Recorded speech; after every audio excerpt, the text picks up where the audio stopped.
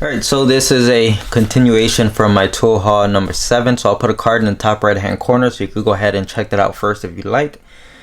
Here we have another tool. Unfortunately, I have a few of them here that have not been opened yet. This is the Lio 39190. It's a heater hose disconnect for GM vehicles. So hopefully that will focus. And guys, I'm not really going to take this out of the packaging because I'm sure you guys know what this is for. I just haven't had a need for it. So basically, you know, like heater hoses or on the cowl where the heater core is at, they got those quick connects. So this thing actually split right here in half. It opens up like a clamshell and you put it over the line and it helps you disconnect that quick connect fitting. I just haven't had a use for it, but it doesn't mean I won't need it someday. Okay, and the reason why I bought this is because I was actually working on a vehicle, a GM vehicle, that I needed to disconnect these, and I didn't have this tool and had to fight with it, and it just took me way longer than it should have. If I would have just had the tool from the beginning, it would have went much easier. Unfortunately, that's just kind of how it goes, right? Sometimes, you know, you make do without a tool and it's frustrating, takes forever. So you say, you know, screw it, let me just go ahead and buy this tool, and the second you have the tool, all of a sudden that job doesn't come back for months, if not over a year. That's just how it goes, right? Anyway, so yeah, that's it. Let's move on. Next up, we have the OTC 6007. This is a lower control arm prying tool, and I have not used this either. I just opened it right now. So this is what comes in.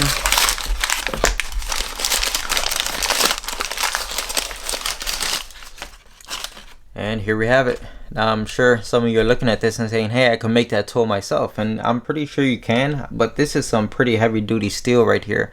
For you to bend something like this, you're going to need a lot of heat, and yeah, it's definitely possible. You can make this tool yourself, but here's the thing, this tool does not cost a lot. This thing's pretty inexpensive. I'm lazy. I'd rather just buy it than put in the effort and look for the material and all that crap, right?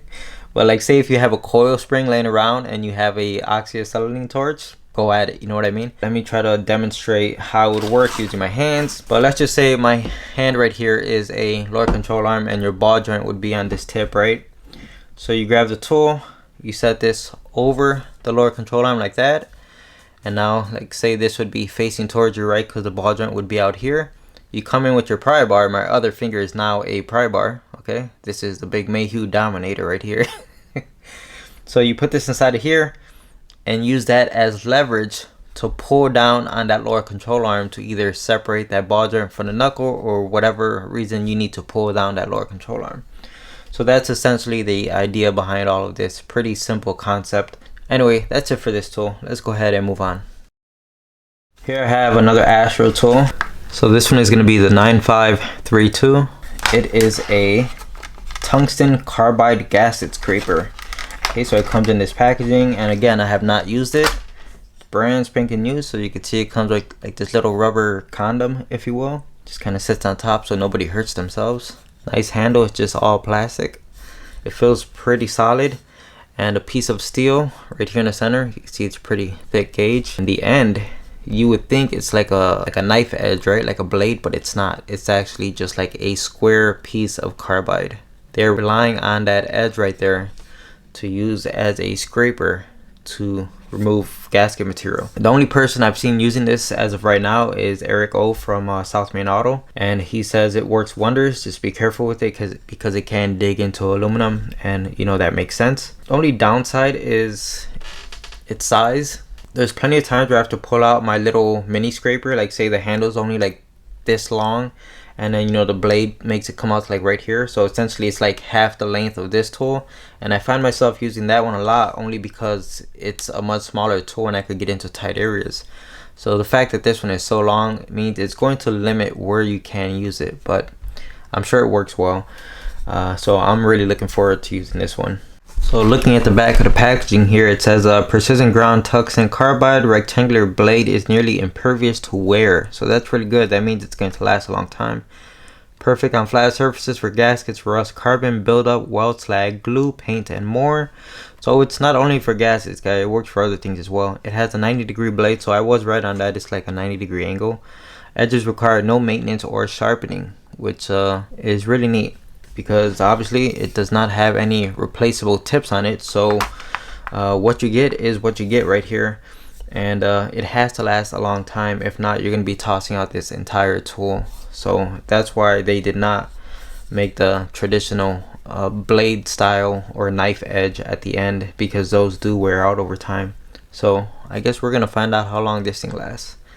Anyway, that's it for this tool.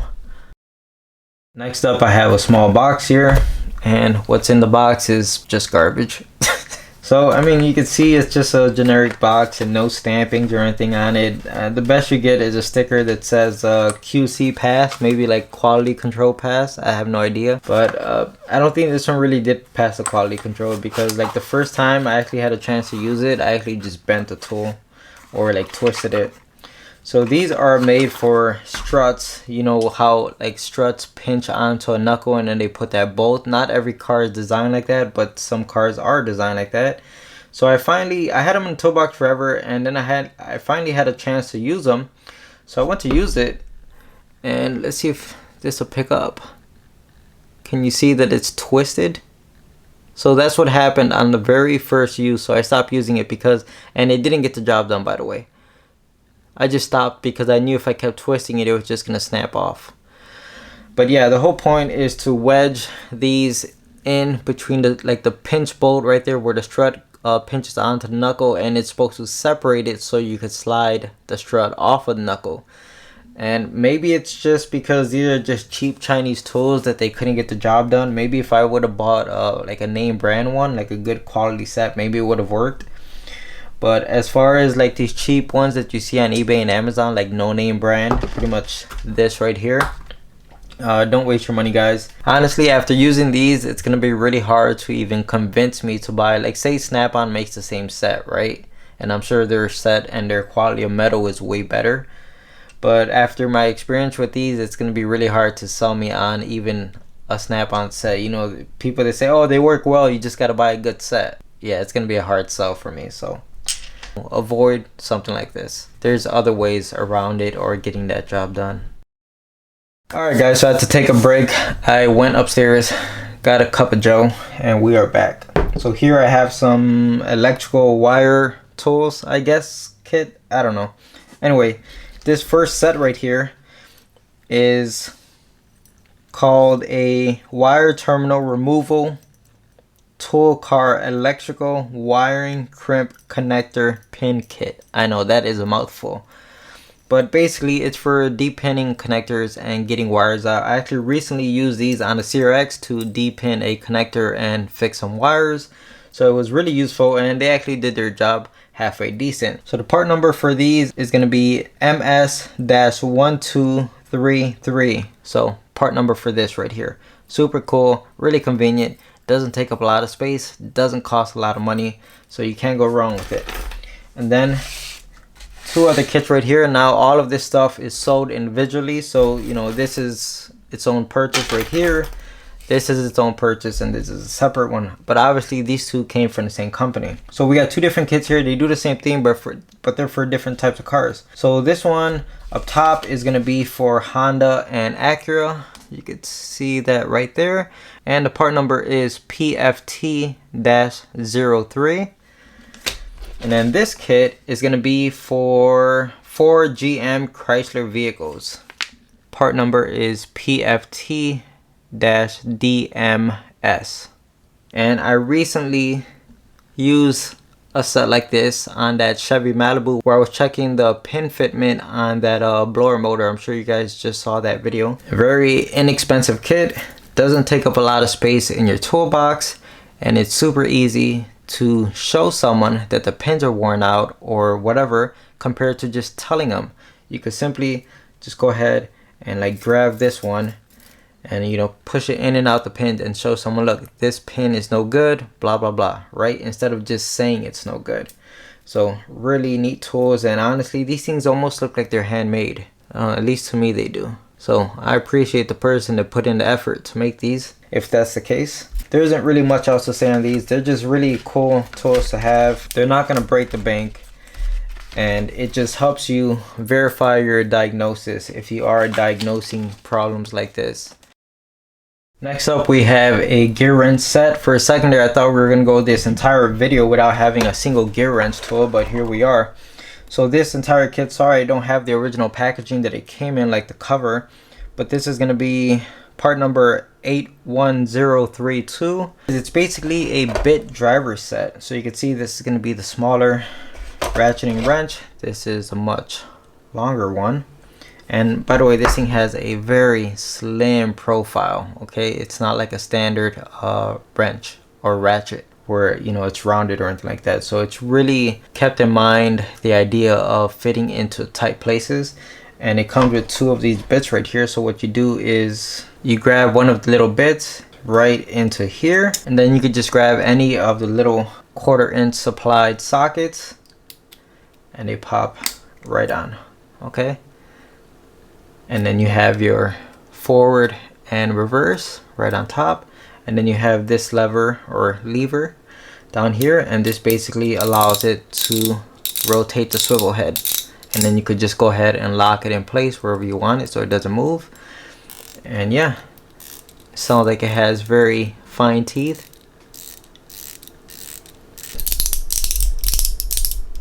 And of course this one is the stubby version, so if you need to get into tight areas. Smallest socket it comes with is a 4mm, so this one belongs on the end right there.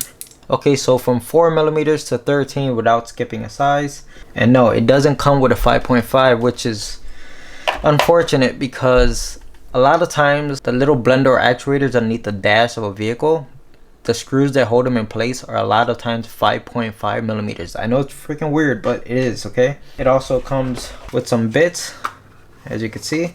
For example, you don't have to put the 1/4 inch drive into the ratchet. You could simply just grab like your Torx bit right here and pop it right into the actual ratchet itself, and that right there, my friends, is a very slim profile. If you grabbed a standard 1/4 inch ratchet and then you grabbed a socket that has a Torx head like pressed into the socket, you are not going to get something that slim of a profile. That's another reason why I bought this. So yeah, it's really tight places and this tool is going to shine. Unfortunately, none of them are like security bits, so they don't have like the hole that's drilled out in the center of the bits, but that's not a big issue.